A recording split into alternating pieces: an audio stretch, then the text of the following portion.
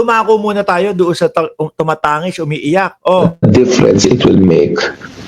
sabi ko naman sa inyo, may umiiyak na po. Umiiyak si Barbie. Tapos meron isa, iiyak yung pangalawang Barbie. Oh, nag-iiyakan po itong mga DDS na ito. Tapos kapag si Maharlika, binanata na din sila. Wala na, watak-watak na po. No? Namumugto ang mata ni Roque. Oh. Sabi ni Carlito Castillo, parang wala akong tiwala kay Marcoleta. Kami din. Kailan lang galit na galit sa administrasyon noong nalaman niyang matanggal o natanggal na si Cheese, nagbago agad. Oh, pakinggan ho muna natin si Roque, mga kababayan, at may sasabihin ho sa atin. Ano po, Roque? Ano sasabihin mo dyan? Tahan na daw, sabi ni Dut-Dut Pintura. Kaya nga po ako na nagsimula na hindi naman ako sa pose ni Tatay Digong. Nakita ko po sa aking sariling dalawang mata what a difference it will make kung yung presidente magsusulong na pulisiya na pangtao at makatao. Oh, sandali. Yan ay kay Pangulong Bongbong Marcos, ha? Di ba? Yan ay kay Pangulong Bongbong Marcos. Makatao at pangtao. Kaya nga ho, mga bossing, ito. Di ba? Laban kontra droga ni dating Pangulong Duterte versus laban sa droga ni Pangulong Bongbong Marcos. Yung sa kanila ho, wala kang maririnig kundi ho, nanlaban. Minsan hindi mo maisip kung sinasabi ba nitong mga to na nanlaban para hindi na magkaturoan kung sino yung mga mastermind at kung sino yung mga nasa ulo nila. Kaya ba kapag kamanlaban, mas mataas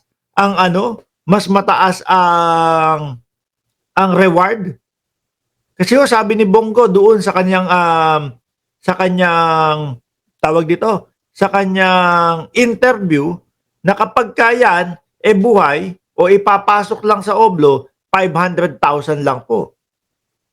Pagka yan, patay, 1 million. Siguro kapag kapatay tsaka pagka nanlaban na, mga bossing, wala na. Hindi mo na malalaman. Hindi na magkakaturoan kung sino yung mga pinuno talaga. Baka masabit po. Sabi nung iba, naku, kaya naman niyang laban kontra droga na yan, nilabas sa buong Pilipinas para mas makontrol nila yung kanilang negosyo. Di ba? Versus sa pamumuno po ni Pangulong Bongbong Marcos na hindi po piso-piso ang mga nakukuha, hindi po piso-piso yung mga nakukolektang droga, kundi po 10 bilyon yung nakukuha, pero wala po tayong nababalitaan na patay. Halos po, karamihan buhay, maipapasok sa oblo, maiimbestigahan, mas may chance na malaman kung sino po ang kanilang mga pinuno, kung sino po ang pinaka-mastermind nila. Di po ba? Yun yung mas makatao. Yun yung mas pangtao. Yung kay dating Pangulong Duterte, the way na sinabi pa lang ni Bongo, na pagpatay 1 million, pagka nanlaban 2 million, pagbuhay 500,000. Parang sinasabi na doon sa mga kapulisan, kailangan patay yan. Kailangan nanlaban yan. Di ba? Mano ba namang mas okay pag buhay niyong nakuha? Bakit? Kasi mas mai-interrogate pa natin, mas matatanong pa natin, mas malalaman pa natin kung sino ang mga pinuno o mga puno niyang mga yan. Di po ba? Ngayon napapaisip na tayo, kaya pala mas mataas yung reward, no? Kapag kapatay at kapag ka nanlaban. Kasi para hindi na makapagsalita at baka maituro pa ho sila. Sabi ni Tato, di nakasya mukha ni Roque sa screen. Di pumayat na, tsaka na din yan. Bagsak na din yung mukha niya, ano? Tuloy! Yan po tunay na dahilan kung bakit yung mga gaya ko. Ang hirap namang umiyak kapag hindi talaga dapat umiyak. Yung iyak ko ni Roque, mga kababayan, halata na naku, iiyak ako dito. Baka kaawaan ako ng mamamayang Pilipino. Kailangan magmukha akong kaawa-awa. Halata naman pong hindi naman hindi talaga totoong umiiyak. Nag-aarti-artihan lang ho. Oh. Sa marami pang mga taga-suporta ni Tatay Digong ay nalulungkot.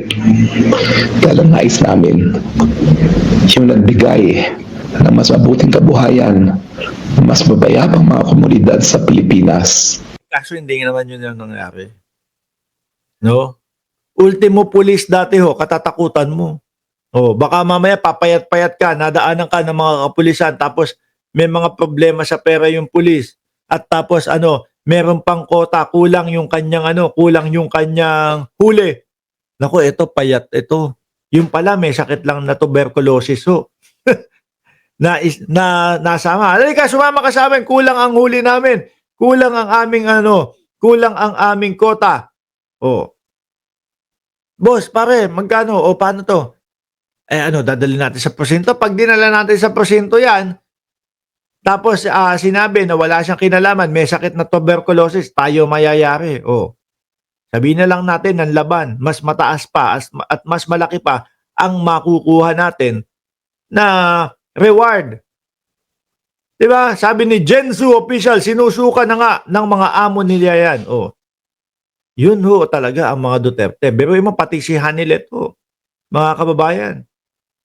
Pati si Hanilet, ginigipit na ho nila. Diba? Halata po, nagbabasa ng script. Si Roque? Totoo ba? Sana huwag ipagkait na sa sarili niyang inang bayan sa kanyang syudad ng Davao na napaligiran ng karagatan. Doon sana ang huling sandali ni Tatay Digong. Kaso nga siya yung mismo umalis sa ICC. Paano yan pagkakatiwalaan? Kung hindi niya inalis yung bansang Pilipinas sa ICC, baka sabihin ng ICC, o sige, total naman, kayo ay kaalyado pa din namin. Total naman, kayo ay kasapi pa rin namin. Pagtitiwalaan namin kayo, nadyaan na lang sa Pilipinas, litisin ang inyong dating Pangulo. Kaso wala, siya yung mismo umalis. Kaya kung sakali na mapagbigyan yung interim release ng dating Pangulong Duterte, sa ibang bansa pa din po yun mapupunta.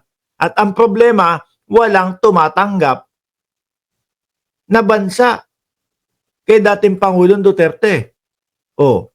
Kaya nga sabi ni Kaufman, saglit lang. Huwag muna kayong magbigay ng inyong mga husga dito sa hinihiling naming interim release. Baka dahil wala pang bayan ang tumatanggap sa kanila. Kaya i-delay muna. Di ba? Oh. Pagdasal po natin sa Tatay Digong. Prayers can move.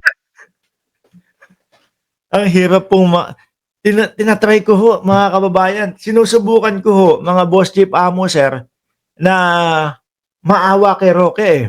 Kaya lang ang hirap ho, mga bossing eh. Doon sa way ng kanyang pag-iyak, ang hirap pong paniwalaan. Sabi na the real Frank, bigyan ng AR at Ronnie Liang yan para hindi na umiyak. Wala yung iyak niya. Hilaw ho, mga bossing. No? Hilaw. Mountains. Salamat po. Bye-bye.